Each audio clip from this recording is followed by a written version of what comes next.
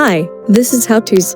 In this video we are going to see how you can keep values from one cell into multiple adjacent cells.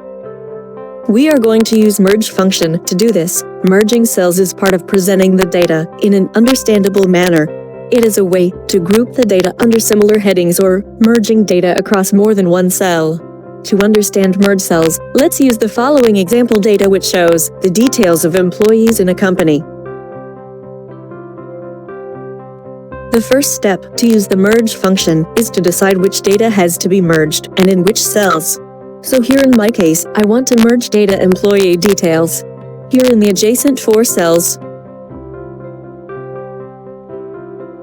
To use merge function, select the cells that you want to merge.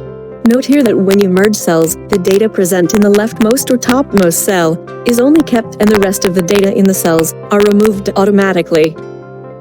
Once you have selected the cells, go to Home from your top ribbon and click Merge in Center. And as you can see here, the cells have been merged. You can also merge cells vertically as well, like this. As I told earlier, when you try to merge cells where data is already present, the data in those cells are removed. Here Excel is also warning you the same. Just click on OK and voila! So this is how you merge data in Excel.